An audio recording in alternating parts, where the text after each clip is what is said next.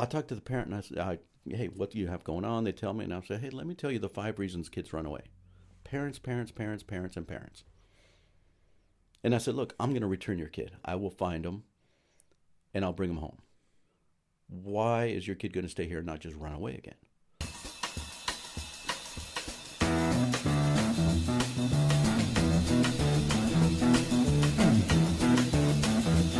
You know the day destroys the night, night divides the day.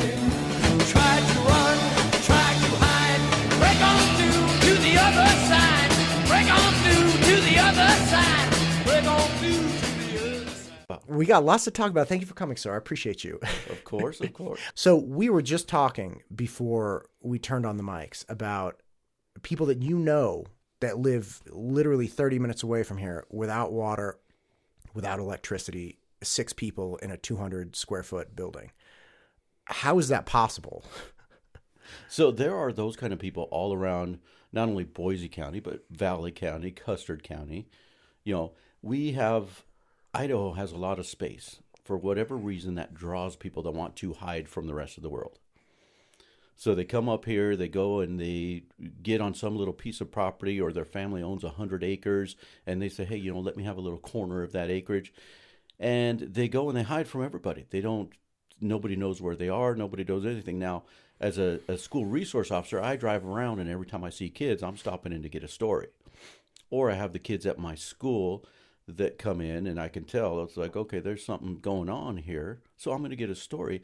And I've got families that live in, they buy a $500 camp trailer from somebody, they do the minimum requirements to make it work, and then they live all year round, 30, 40 minutes from here, up in Idaho City, over in Horseshoe Bend, up in Loman, and they're not accounted for hardly, but these people are on the edge of survival. Gosh, man.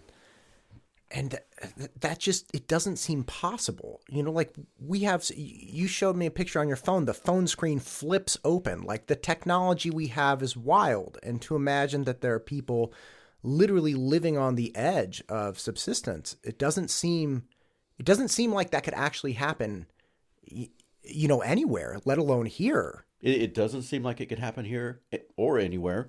But the problem is you can't just get them out. Right? If I went and gave them a $10,000 check, it would be drugs, and it would be whatever they would do with it. In a year, they'd be right back to the same place, because it's generations of living like this. And, they don't want to have a regular job because they don't want to pay taxes. So they'll do whatever odd jobs they can do around town. They'll cut wood. They'll, do, minor repairs on cars, or buy and sell cars, or we get into drug buying and selling. But there's lots of kids who are on the tail end of this. And my job at the school is to give those kids hope, give them an understanding that they can change, that they don't have to do that just because their mom and dad does it, their grandma and grandpa does it, and everybody they know in their small area of influence does it too. So we have a big job at the school, and not only do I do this, the teachers do the same thing. They know these kids, so they try the same thing. Hey, look, you don't have to do that. But it's a hard sell when everybody around them does that. So obviously drugs are a far bigger problem, as you were stating, that we'll get into, than people recognize. But you're also saying that there's a certain population of people that just elect to live this way. They don't actually want to participate in a more customary way, right? Or a more standard way. Like, hey, I get a job, might be a crummy job, but I'm going to get a job, and I'm going to, pay my taxes. Uncle Sam takes his piece, and I got like a little apartment, and I just kind of drive my car and move on.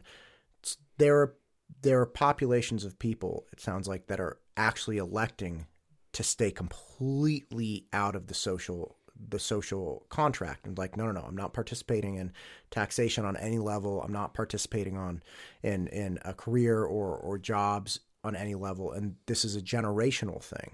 Yeah. And it's a kind of a mix between, I don't want to, and I don't know any other way.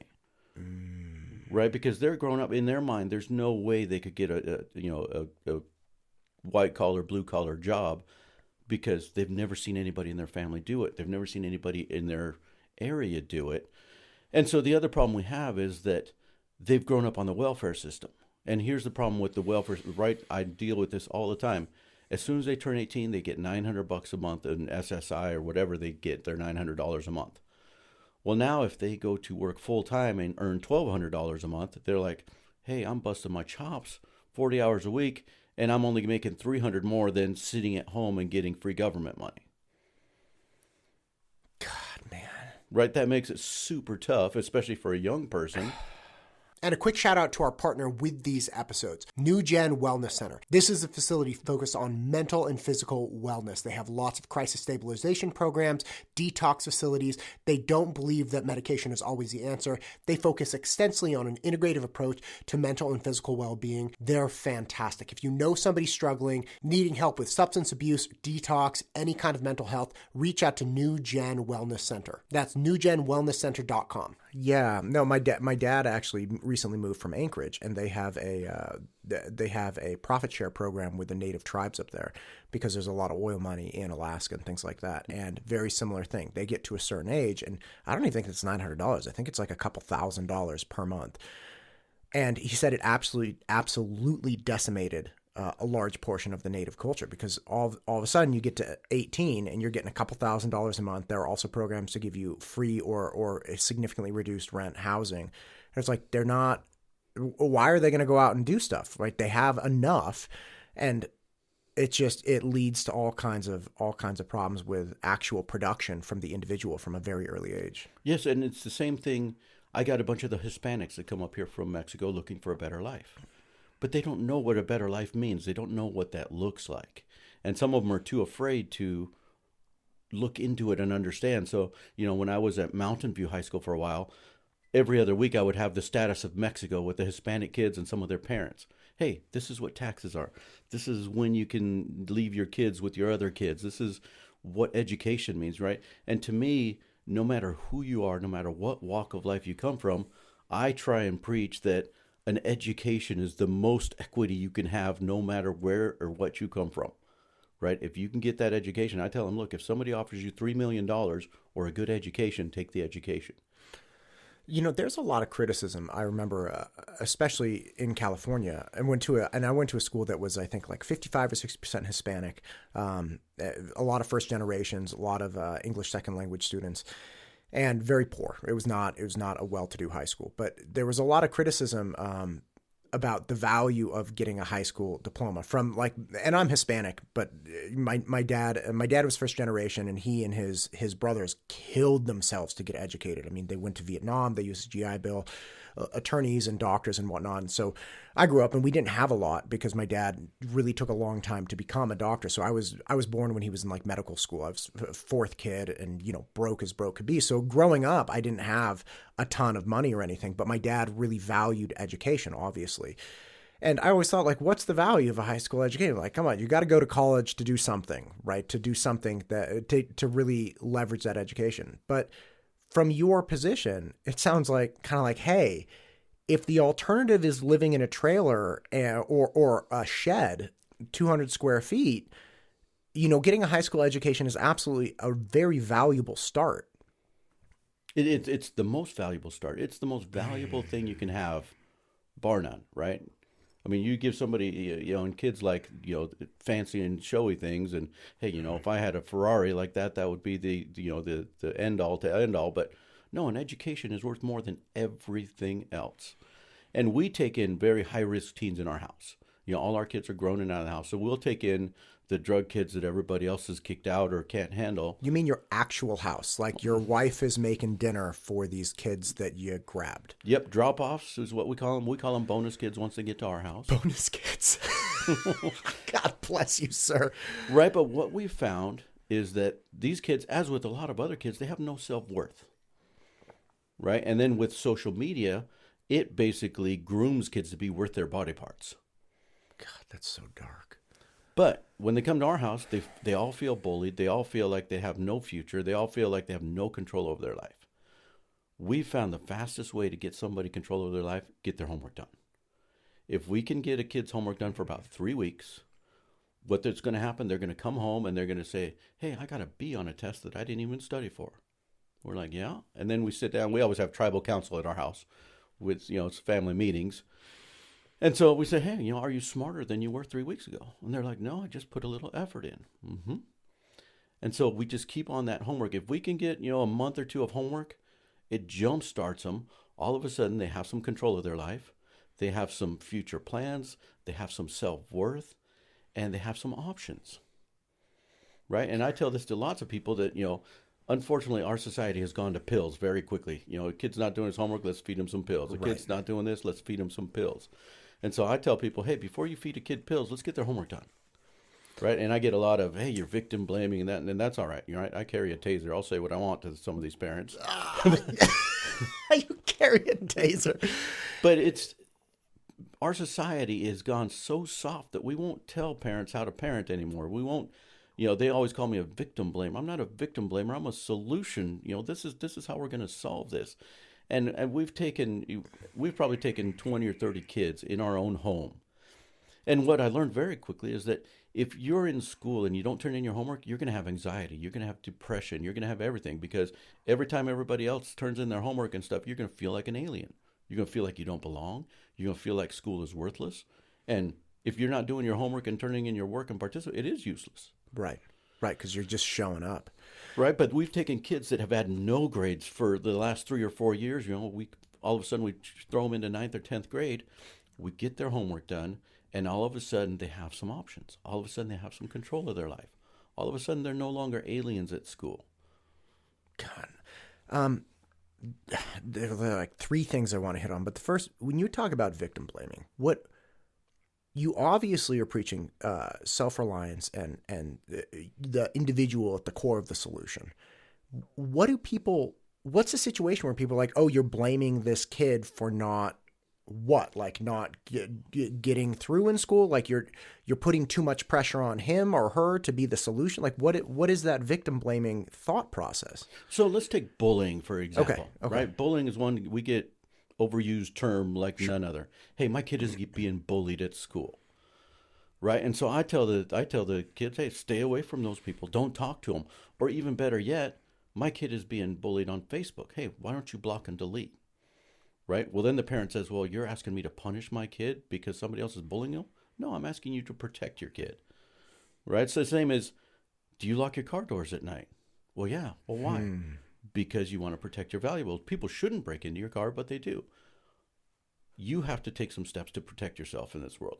In our house, when you get to our house, our first rule, the first thing we tell kids is, hey, look, we cannot be offended by mere mortals. That's our house rule. And then we start learning that. And, 2 months into it, nobody's going to bully any kid that comes to our house. But I do the same thing with everybody's kids. When a kid comes in, hey, I'm being bullied. I'm like, all right, do you want me to show you how to fix this, or do you want me to fix it for you? And if they say, hey, show me how to fix it, we can fix it in 2 minutes without ever talking to the bully.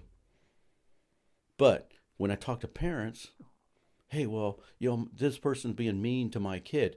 They want me to go write a ticket. They want me to go, pepper spray them or something. Right. And I said, look, your kid has a ton of options here. They can hang out with different friends. They can block and delete on social media. They can walk on the other side of the playground. They can do all these things to protect themselves. But parents say, well, you're victim blaming.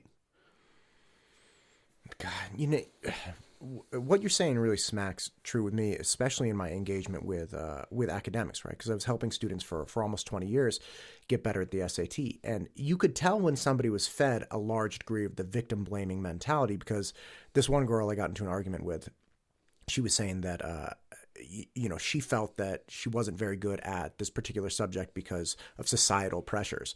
Right. And particularly men. Right. It was like the patriarchy. And this was not an uncommon thing for me to hear in my class, which was crazy. I was like, what's interesting? First off, I'm a guy and I'm trying to teach you math. Right. So like you can tell me that you're bad at math because of men and the patriarchy, but like there's a man in front of you trying to help you. And second, all the men in the world could disappear instantaneously, and you would still have the same level of competence in math as you did before. So like the only solution, like you can't get rid of all men completely, and you can't say that all men are trying to keep you down, because I'm obviously here. The only thing you can do is figure out what you can do, and what you can do is try again. You can ask what, there are all these types of things. But the nature of we have to eliminate the problem instead of the individual taking ownership of the problem and fixing it, or doing, you can't always fix it, but you can do things, put yourself in different positions, make different choices, avoid individual groups or individuals themselves. You know, there are all kinds of things you can do to actually get a meaningful effect on the world and the way you interact through it. Yep, and it's the same thing. You know, when I started arresting people in the back of my patrol car, I'm on the way to jail. I always have conversations with these guys. Right? And so the first question I get is, hey, is this bad luck that you had? Or did you make a bad choice? Right.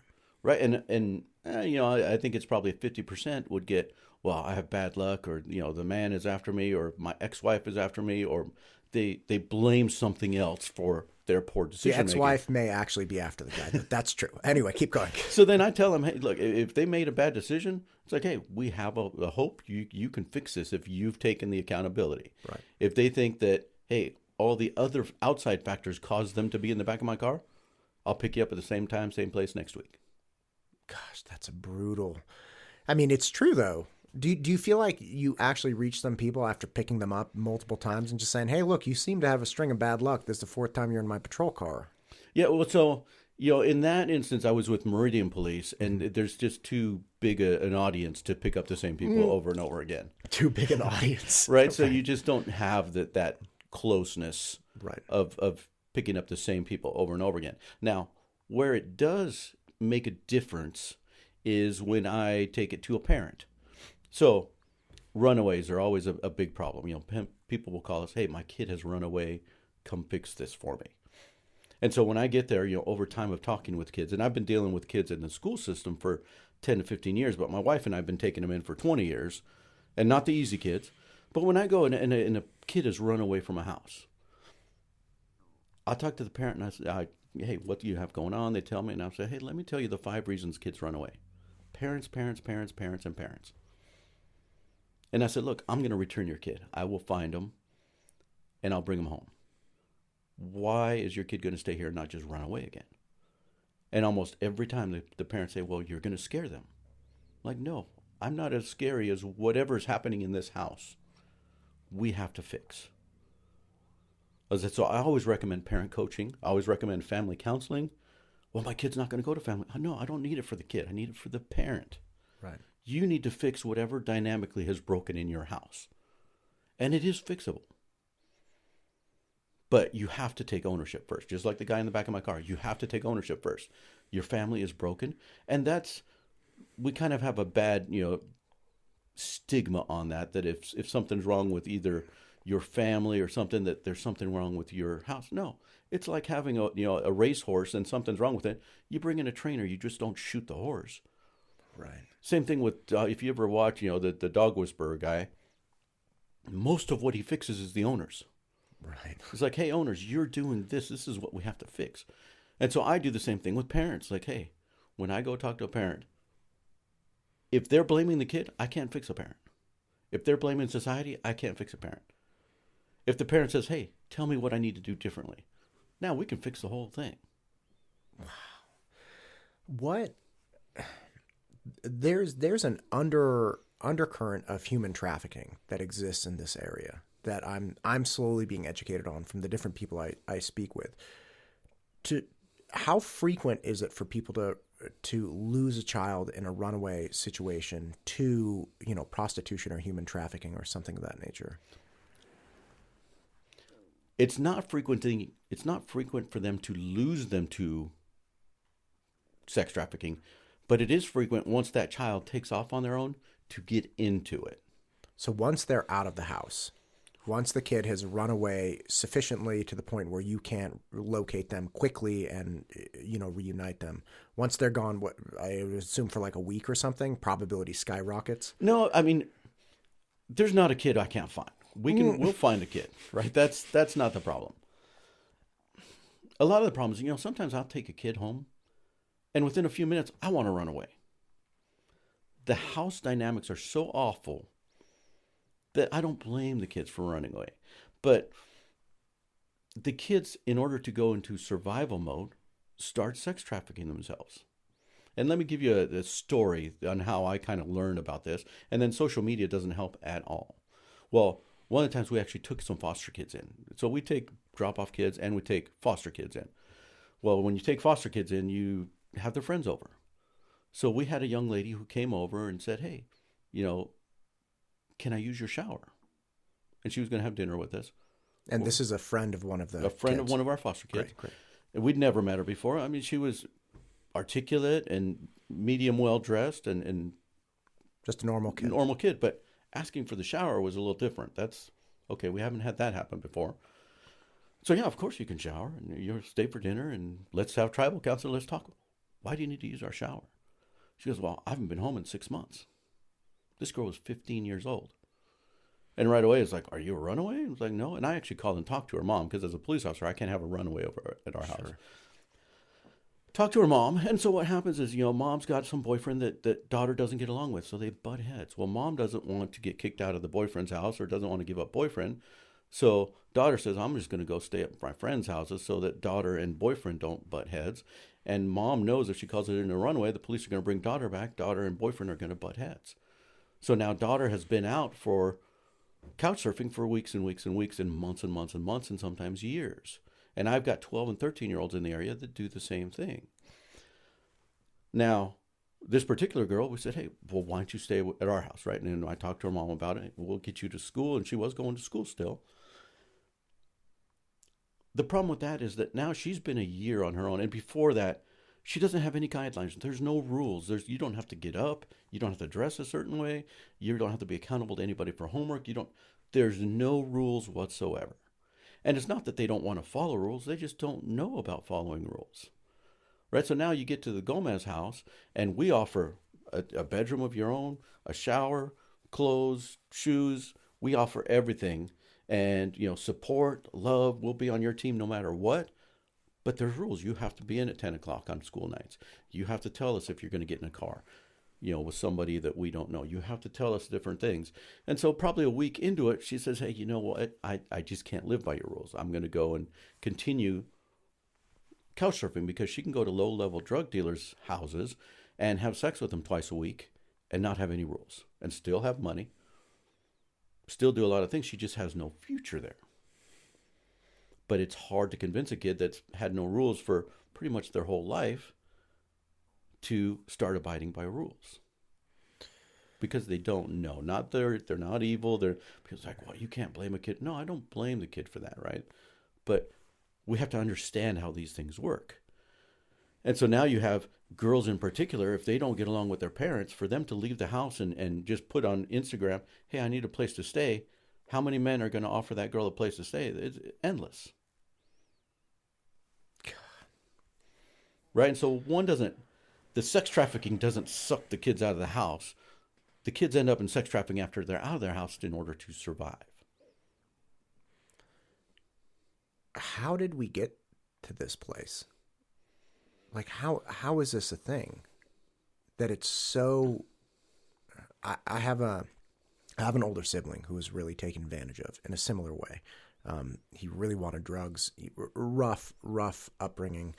We lived in the same house, but, family imploded and, different personalities respond to adversity, especially when they're young in different ways. And he was very taken advantage of as like a 15, 16, 17-year-old. And I've always wondered about how it was that I survived the same thing without going down that road, and he got sucked into it. And he's since very, very successful, has made it in the world, professionally and, everything.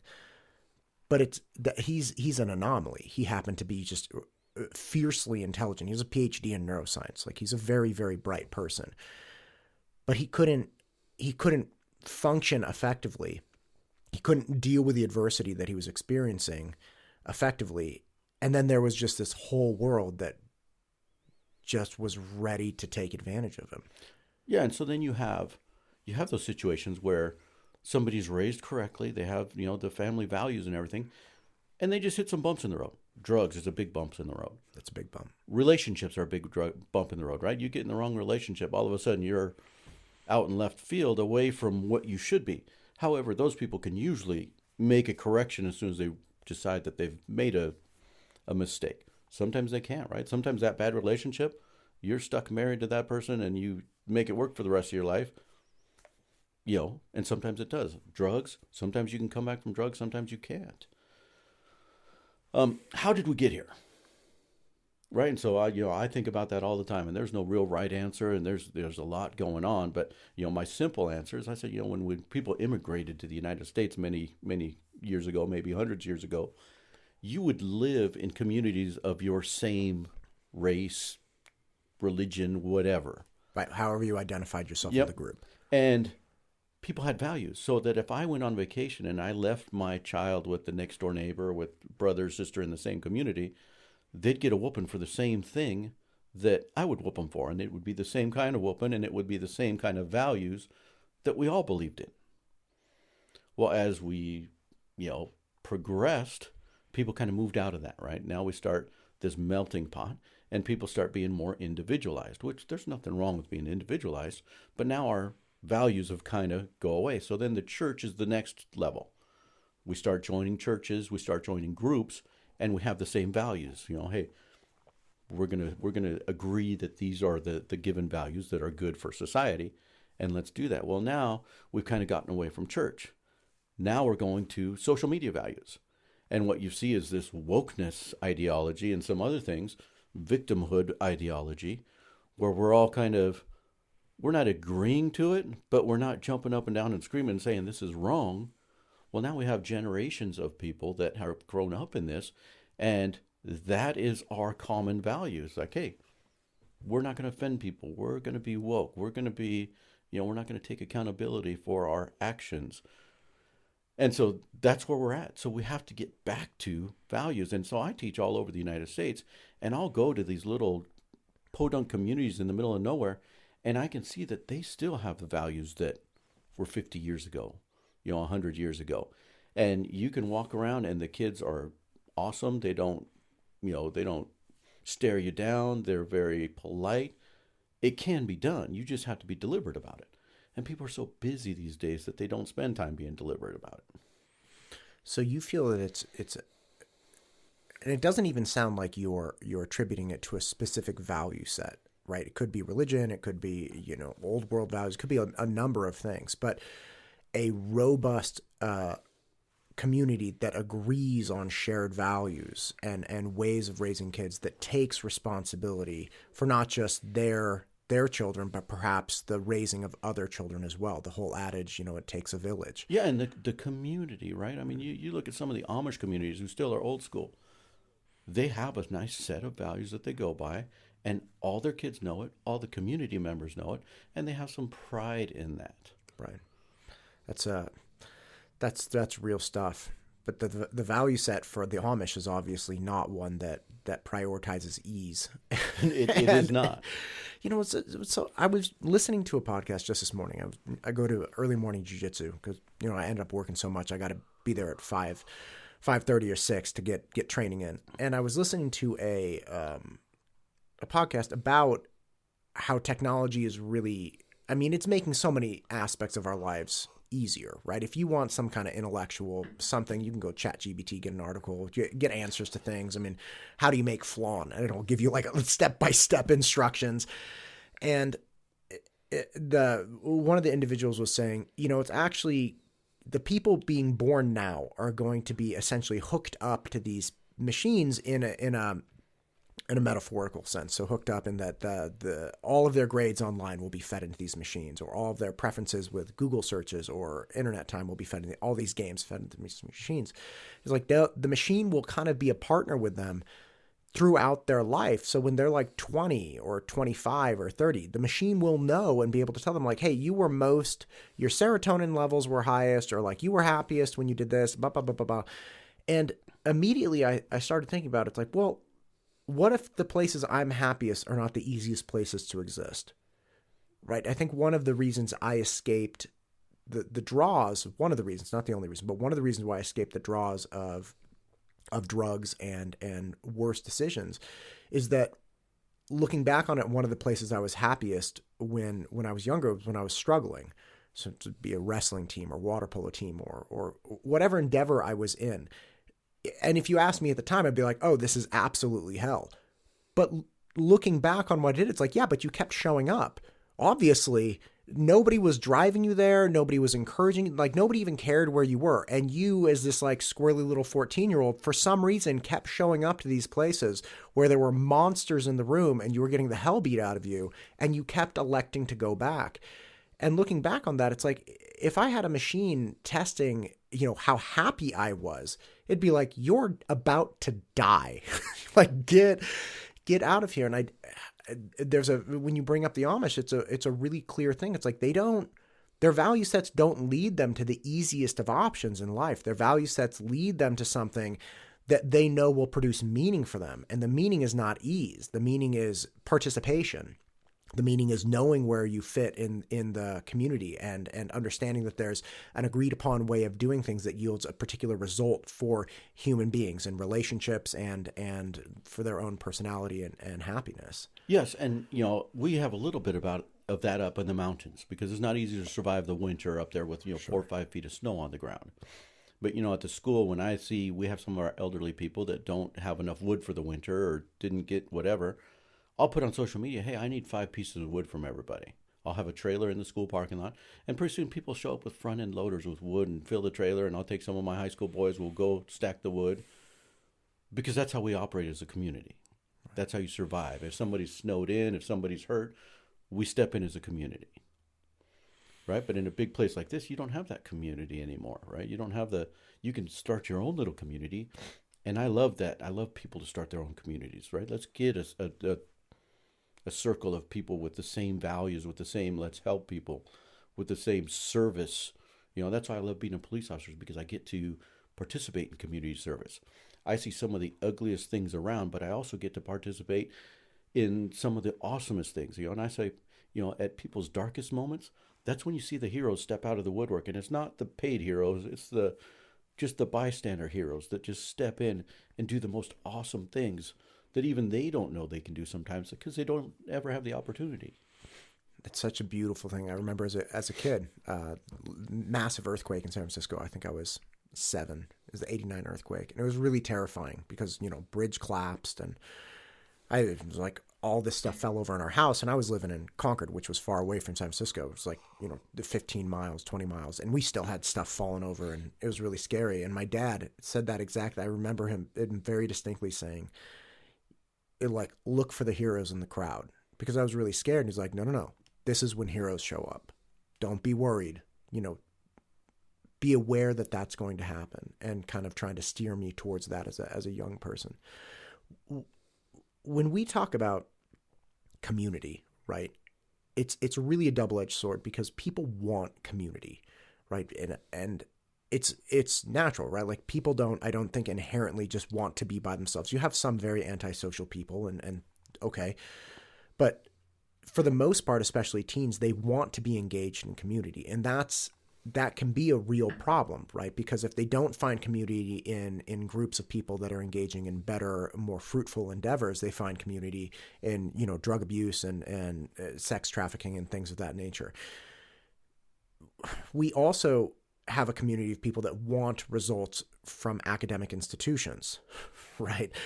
It's just like, as a community, we've decided like, hey, this is really the better thing. We want to feel good about what we're doing with our youth.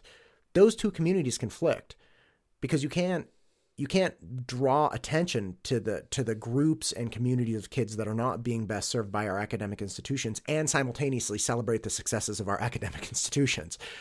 Help me understand that, because you were saying right before we turned on the mic that the majority of the schools that have the least reported incidences of drug cases tend to have the higher drug use because people are kind of sticking their head in the sand and letting that go. And again, I'm not asking for specific high schools or locations, but help me understand this. Okay, so let's say I'm going to have a DUI enforcement team in a little town. Okay. And I'm going to, once a month, I'm going to pick a week and I'm going to send all my officers and we're going to do DUI enforcement. The word is going to get out very quickly that don't mess around in this town because you're going to get a DUI. At the end of the year, if you compare that town to all the other towns, you're going to have the most DUIs of anywhere around. Because they were looking for DUIs. Because they were looking for DUIs. But in reality, that's going to be the safest town there is because they are hunting them. And they've done corrective actions. On paper, though, it's like, man, this town has 300 DUIs. Everybody else has 22. It happens the same at the school. If you get an active SRO with an active administration that goes after the drugs and tries to get them out of the school, which they can, what's going to happen is their numbers of drugs caught are going to skyrocket. But their numbers of actual drugs available at the school is going to go way down because they're actively hunting the drugs. Now you have a school who doesn't have drugs or drug busts. The people feel free to come in and do their drugs. You're not going to have hardly any drug numbers because nobody's going after them. And in reality, especially around here at Boise, the Treasure Valley, all the schools have the same drugs available, especially with social media. So then it becomes, it's not what area you live in. It's not necessarily what school do you go. How actively are we going to go after drugs at that school? Same thing with shoplifters, right? If you go after shoplifters and you arrest them, people aren't going to shoplift there because they know this is going to happen. But what's going to look? It's going to look like the shoplifter. Hey, there's a ton of shoplifters there. Well, yeah, because we're hunting them. But at the same time with the school, you show me a school with high drug numbers in the area, that's going to be the cleanest school. Wow, man, what a just a counterintuitive piece of data. I don't think. Okay, so couple questions. First off, you're like, we can get drugs out of school. How do you do that? Because like the United States in general has been fighting this war on drugs for a long time. And you sound pretty confident. You're like, show me a high school with drugs. I can get the drugs out of the school. How do you do that? So you get somebody who goes and builds a relationship with the kids. An SRO is perfect. Right. A counselor's the next best person, right? Counselors know. And at any given school, any of the teachers that have contact and build relationship with the kids, they're going to know who does drugs. They're going to know which kids come in. You can smell weed on them.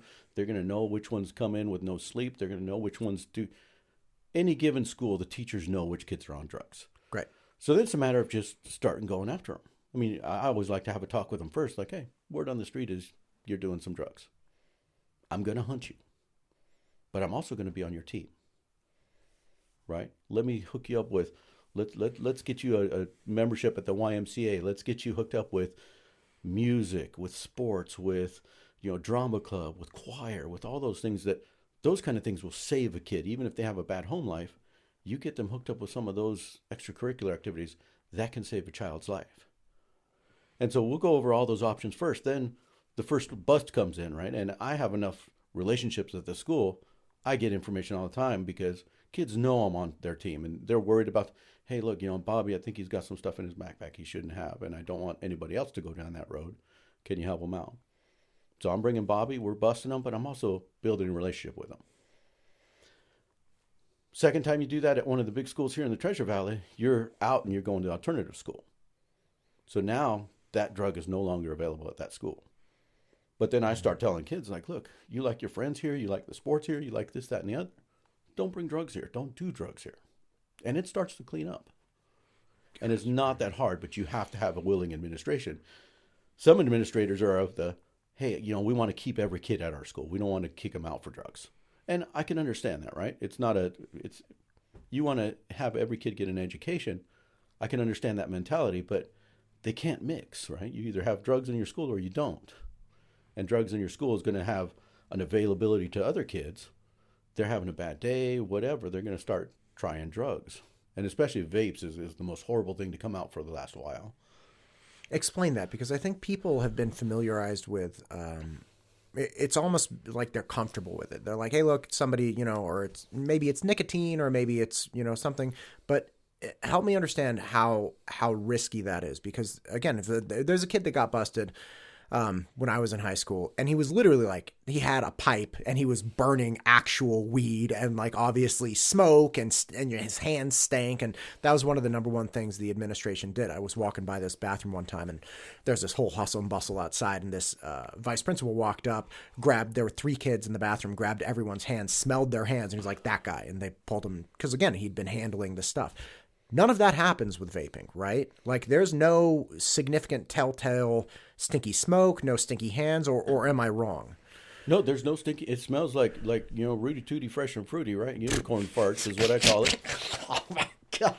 So it's a nice smell. It smells like a Scentsy. And if you're in a room and somebody lights up a vape in class, it smells like a Scentsy, right? You can't tell where it came from, and you're not going to see it, or you're not going to smell it on their hands. Kids that smoke weed out of a joint, you can tell for like an hour their tongue is green. You can tell some other things, right? Okay. Or, parents, hey, how can I tell if my kid's smoking weed? Check their backpack. If they got Vicine, they're smoking weed. Oh, that's a good call. Yeah. Right? But you can tell a lot from just checking a kid's backpack. Yet I get a bunch of parents who don't want to check a kid. That's their private area. No, that's not their private area. Right? Check their backpack. Vapes, for whatever reason, parents just always say it's not as bad as smoking because it's not as stinky. But the problem is that vapes have 10 times the amount of nicotine as cigarettes. So once a kid gets hooked on vapes, parents, they've forgotten how hard it is for normal people to get off of smoking cigarettes. They think they can just use their parental authority to make their kids quit. You cannot, right? Because there's two addictions. Number one is to the nicotine, which is 10 times as much as it is in any cigarette. Number two is the social addiction. Once you start smoking cigarettes, weed, vapes, or whatever, you start changing your friends, right? Then Friday night, it becomes all about who can I get our vapes from and where we're going to go smoke our vapes. But the kids become so addicted to the vapes that they can't get through a 90-minute class without vaping. So what they do is they take the little throwaway bar ones, they rubber band it to their sleeve, and during class, they can just smoke it from their sleeve, and they exhale it into their shirt, and a teacher might smell it, they might not. But then they've got 4 or 5 kids to choose from, and if you choose the wrong one, Mama Bear is going to come after you as a teacher. So a lot of times they don't. I'll go look from the back of the class, or I usually know who's vaping anyways, and then I'll pull them. It's like, look, this is a lifelong habit you're going to do. And what's happening now, the vapes have so much nicotine that if a kid hasn't slept or ate overnight, they'll go into seizures right there in class, right? They'll start flopping around like a fish because the nicotine is up their heart rate and causes them to go pass out and go into seizure. Then they're sweating profusely, and even that won't make them stop, and it still won't make parents stop. Nicotine doesn't generally scare people on the level of pills or let's say weed or something like that, just because people are so familiar with the concept of nicotine in cigarettes and stuff. And I've never heard of somebody flopping around on the floor from smoking too many cigarettes, right? But at this potency, it actually is a very dangerous thing, right? It's a very dangerous thing, and it's also a gateway. People say, oh, well, nicotine's not a gateway, marijuana's not a gateway. It sure as heck is, right? I mean, I arrest people that are on meth, on heroin. Not one of them has gone from 0 to meth or from 0 to heroin, right? They usually start with cigarettes, with vaping. But if you want to get a drug into the school, let's say you want to get fentanyl into school, start it with vapes, right? And now 50% of the vapes I'm getting are THC vapes. Okay, so that was the other thing. It's not just nicotine, right? Nope. Like that's kind of where it starts. But once somebody gets very comfortable puffing off this little thing, they recognize that they can do it very effectively pretty much anywhere, and they want to switch from a stimulant, nicotine, down to a depressant, they can just switch out the cartridges like that, and now they're smoking weed effectively, right? Correct. They can switch out those cartridges or just grab their second one. And they're smoking weed, or they're smoking something with a little bit of meth in it, a little bit of fentanyl, a little bit of heroin. I mean, people are putting everything in vapes. The dab pens, right? So now you're smoking concentrated marijuana.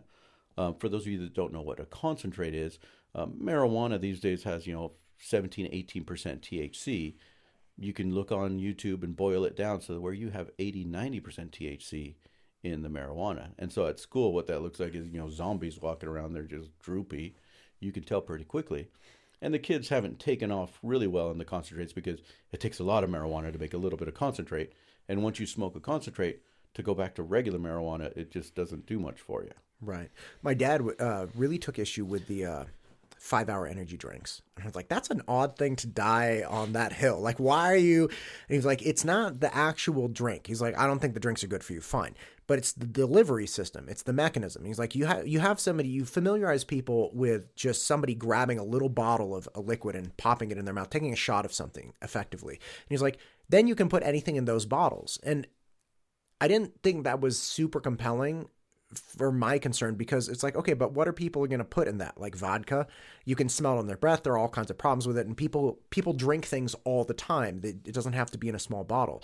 But where I think that actually is very true is exactly what you're saying, which is essentially, look, you familiarize people with a delivery mechanism that could be something very innocuous, right? Like, because you could vape caffeine, right? Like you can have these little things where it's like, no, it's just caffeine. It's not an age restricted item. This is not nicotine. This is not THC.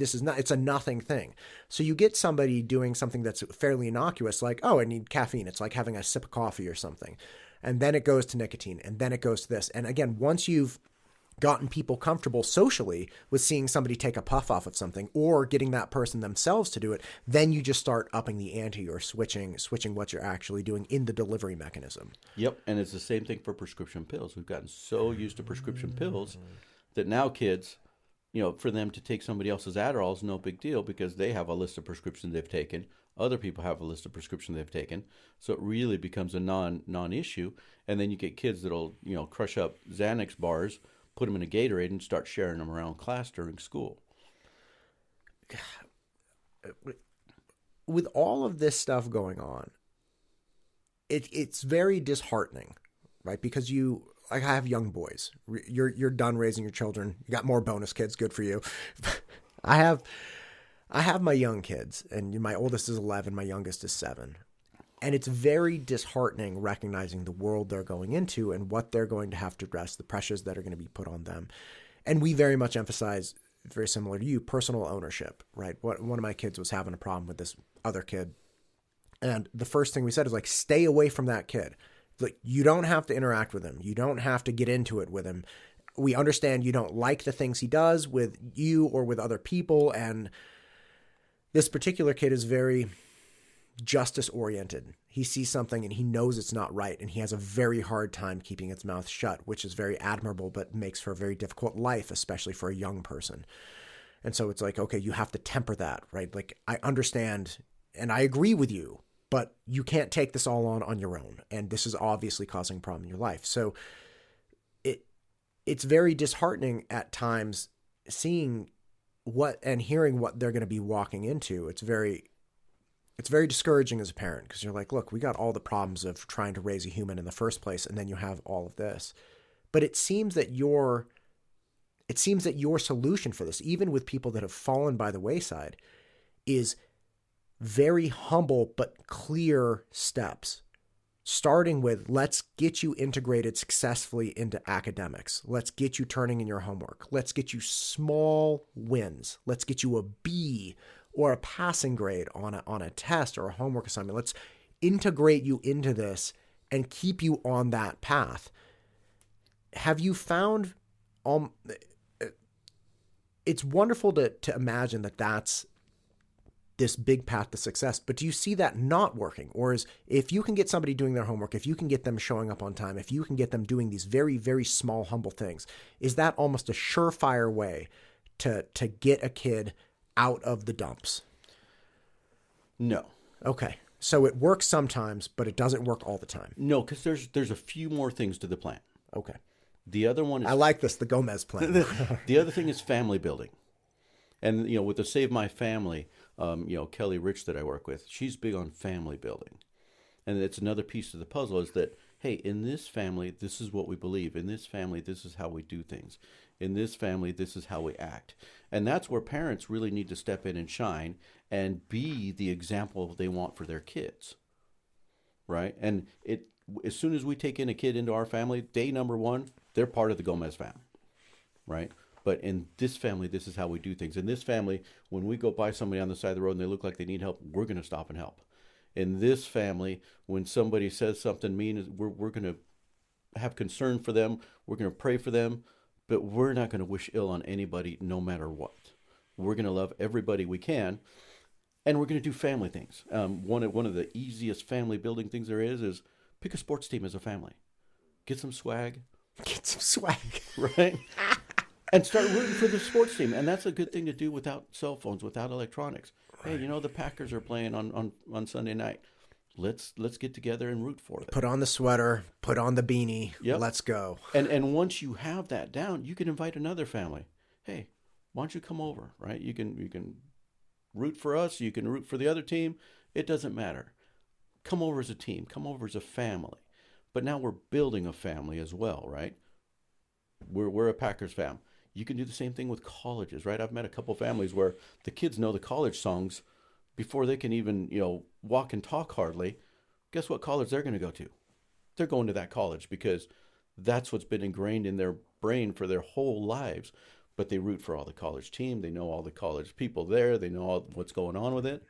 And that's just the parents have given them no real option. Hey, in this family, we go to BYU. In this family, we go to whatever college. Right? But you build up the family. And so we have every Friday night, we have tribal council. And so we sit around and, hey, what was good this week? What can be improved on? What do we have going on next week? That way you're not just having family meetings when somebody's in trouble. Because if you only have family meetings when somebody's in trouble, it's like, hey, we're having a family meeting and we're going to DEFCON 4. Right? I want it to be, hey, this is a team. What can I do for you? What can you do for me? How can we help each other? How can we help your other friend, right? That's why we have a lot of our kids, our bonus kids, bring their other friends. And so we've had hundreds and hundreds of kids in our tribal councils because any friends that are with them, they get to participate in tribal council as well. And sometimes if we don't have something, we're going to go over, hey, job interviewing, taxes, bullying, right? Friendships, dating, right? A lot of parents don't put into the effort they need into dating and bad relationships, right? I always say, hey, parents, always showing movies about good relationships. Who's going to show the trailer park breakup from hell that's happening? The trailer park breakup from hell. Right? But so then when a kid ends up in a bad relationship, they don't know what to do. They don't know the signs. And we always talk about what's minimum dating partners, right? How many parents have said, hey, you know what? In order to date somebody, they should have a job, go to school, and live on their own, right? That would be good for a lot of 30 and 40-year-olds I know, boys and girls, right? What are your minimum dating things? So we have real conversations about real things, and it's not preaching at them. It's having a family discussion. And how does that operate in our values? So that way the kids get buy-in to the family. I really, really appreciate the concept of family building and engaging. There was I don't know if you watch it, very crass show, but South Park, there was this hilarious, this is like 20 years ago, this hilarious episode. This Mormon kid moves to South Park, this Mormon family, and they start going around and doing nice things to people. And everybody's looking like, what the hell? Like, what are they? And like the dad shows up to drop off a kid and they have like face paint on because they were just like painting their faces and being silly. He's like, ah. And everybody's like, ah. And I think it's Stan's family. The dad gets really mad and he's like, we're going to have family time because, the LDS family is very committed to family time in this, in South Park. And so they try to have family time and he's like, we're going to sit here and play this game as a family. And he like gets out this board game like, Dad, we don't even know how to play the game. And it implodes into like nothing, right? And so I greatly appreciate it. It's like, look, you can do family time a lot of different ways as long as you're doing it Like you could watch a football game. When I moved up here, from the week I graduated college, I was a tutor until literally I moved up here about 2 years ago. And so tutoring is very difficult because you have to work in the evenings when kids are out of school and you have to work on the weekends when they're out of school. So I never ever had Sundays off. So it was only in the last couple of years that I actually started taking half of Super Bowl Sunday off so I could come home and watch the Super Bowl and, eat wings and be ridiculous. But moving up here, that was one of the biggest things. I was like, I want Sunday football. I don't even know who I'm rooting for. I'm not like a big fanboy with professional sports, but I was like, we're going to watch football and scream and yell and eat horrible food and have that engagement because very similar to you, I very much value, look, we're in it together. If it's a boring game, we're going to be bored together. If it's an exciting game, we're going to scream together. We're going to have that connection. We're going to have that memory. We're going to have that relationship. We're going to start figuring out, one person gets to pick a horrible food item every Sunday. Just like, you want 3-level nachos, you want wings, you want barbecue this or fried that, fine. Like, we'll rotate around. It's one of those things that, again, it's really important, I think, and it's so common sense. It's like, just do something together, whatever it is. And it doesn't I think some parents very much get into the mindset that's like, oh, dude, doing something with my kids, like a whole family's going to be so painful. It's like, no, just do something silly. Like, get ridiculous. We used to have, when we were first moved up here, it was winter, it was January. We didn't know very many people. And it was kind of like, we're all in this house. So we started doing like marble races down the stairs. We'd set up these big things and make bets on them and stuff. We'd be there screaming for hours and these marbles bouncing down the stairs and just anything. Just do anything. Hunting, fishing, singing, karaoke, boating, photography, animals. Any of those things are good. Now, you brought up the Mormons. I'm not Mormon. I moved here from San Diego.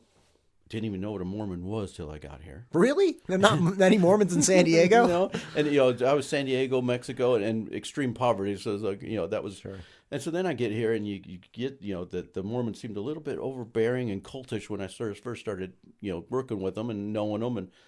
But then I ended up at Mountain View High School. We had a big Mormon population.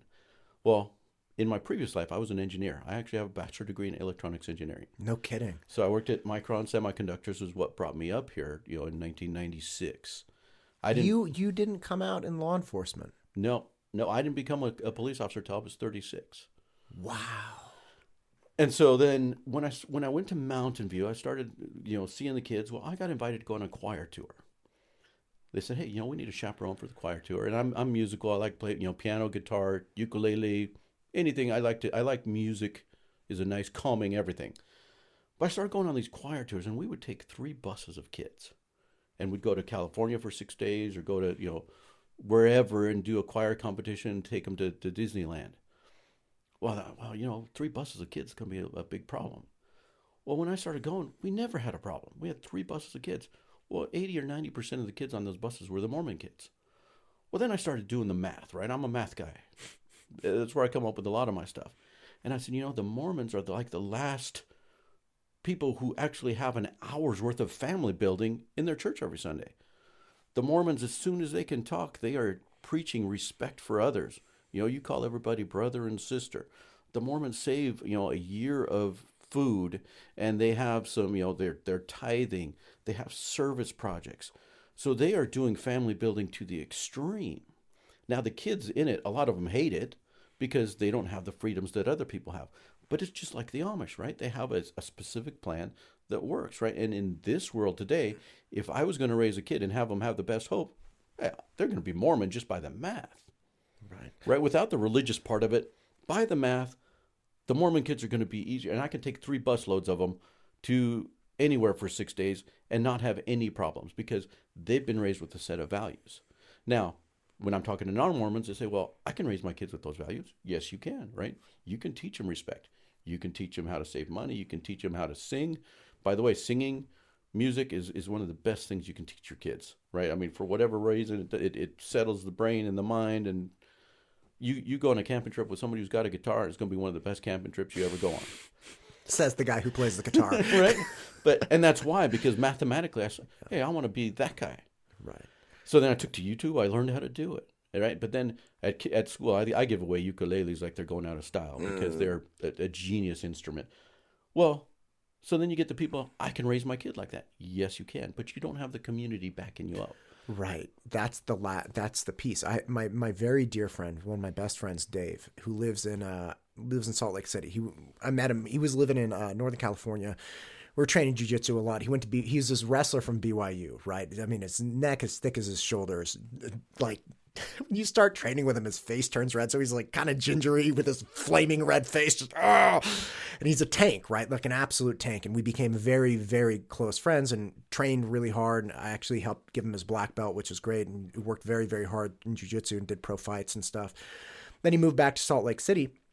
And I would go and visit him a lot. And it was so clear in these long conversations, because philosophically, I just, very much like you, I wanted to understand why the whole joke in the South Park episode is that Mormons were good at everything. He's like state champion in wrestling, and he plays like the trumpet, and he does this, and he does that.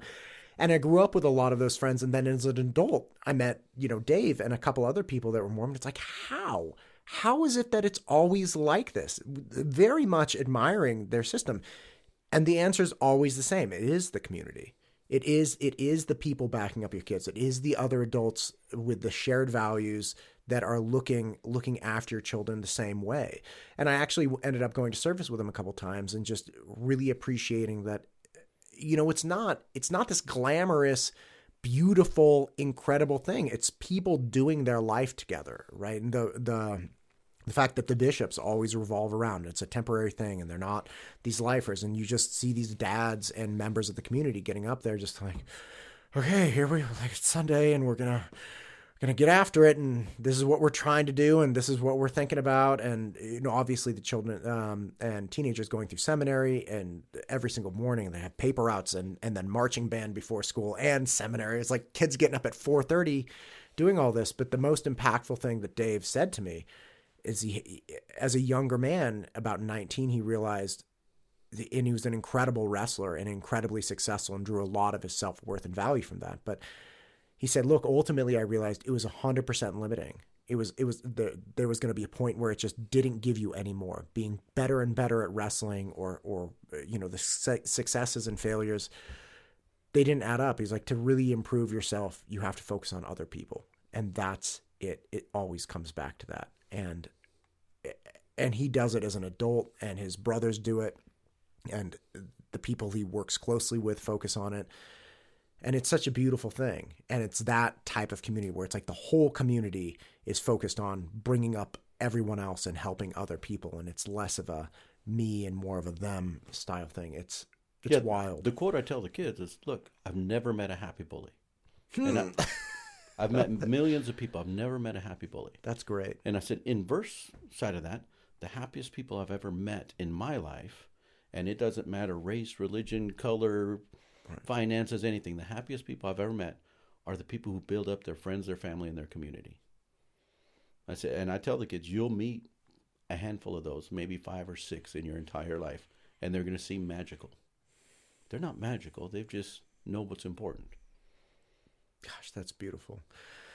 Officer Gomez, I want to talk to you forever, but I know this is a work day. I mean, you came early morning here.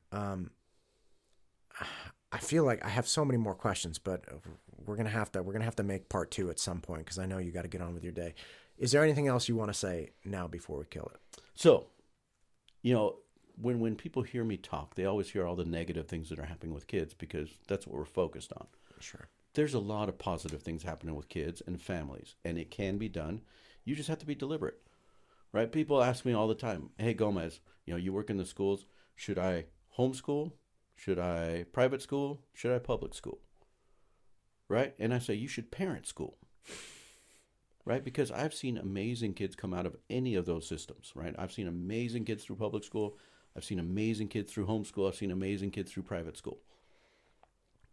The common factor is the parenting at home, right? And one of the simple things you can do at home, times tables. If you get your kid timetable forward, backwards, upside down, and through the middle, they will be smarter than everybody their whole life. Because if you're smart at math in high school, in middle school, and times tables is what does that, now you're going to feel like you're smarter than everybody else and everything else, and you are going to be smarter than them. But that's a simple thing, right? People, hey, should I spank my kid? No, put them in the corner, do times tables, right? Because then you got a punishment. Plus, it's a positive. Get their times table done. Read with them, right? These are simple things. It doesn't matter how much money you have or don't have. You can do times tables. You can read with them, right? Bonus if you sing or do something else. Have some other kind of activity that you do as a family. But those 2 things alone. It doesn't matter whether you do public school, whether you do homeschool. The school is just a supplement to what you're teaching at home, right? Because at home, you're going to teach them right and wrong. You're going to teach them manners. You're going to teach them all this other stuff. When they go to school, they're going to go to be challenged. They're going to be challenged by people who aren't their family. They're going to be challenged by that boring teacher. They're going to be challenged by all these other things. And the main event of school is, I see a video that, has this on there, and I shared it on my Facebook page. The main event of school isn't the academics part. It's the putting up with all the other things, right? Are you going to pick up a pencil and do your homework? Are you going to show up on time? Are you going to melt when you have some kind of adversity that comes to school with you, right? When one of your kids, one of your friends something happens to them, are you going to melt or are you going to overcome the challenge, right? The real education happens at home. whatever school you decide, it's going to be fine if you are a deliberate parent and make some deliberate parenting decisions. And amazing kids, even today, I can point you out amazing kids of every walk of life, of every gender, of every color. But what makes them amazing is their family life. That's beautiful. You have a Save Our Family event coming up. We do have a Save Our Family event coming up. I'll post it on my Facebook page. My phone tells me everything. If it's not on my phone, it's not happening. And luckily I share that with my wife so that she can put stuff in my phone too. Awesome. And so Save My Family is basically, hey, let's get back some family values. And it's me, it's Nurse Kelly, who does a lot of family building. And then we have Dr. Condi, who's a neuro specialist of some kind with all kinds of super smart stuff. And he has some amazing insight into the development of teen brains. And then you have Agent Hart, who's chief or deputy chief of Canyon County Police, Canyon County Sheriff's Office, and so he gives some FBI stuff. You have Deputy Garza, who's at Lake Hazel Middle School. She is an amazing individual at knowing what's going on with kids and how to help them and some different things like that. What we want is for people just to get back to families, right? Let's save my family, because a lot of people feel like their families are out of control. They feel like they don't have a say in how their kids are being raised, but they do. Everybody has a say. That's beautiful. Well, thank you for what you're doing. Thank you for your continued efforts. Obviously, this is a real calling for you, and that's very, very clear. So thank you, and I'm so appreciative that there are people out there in the world like you helping kids, like my kids and your kids and all the kids. So, well, thanks for having me, and definitely do a part 2 and a 3, and there's always all kinds of stuff happening. I can't wait. Thanks a lot. All right. This podcast is brought to you by mtustudios.com. If you are looking to start a podcast or make content for any level of your business, MTU Studios can help. Just reach out to us today and we can start shooting tomorrow.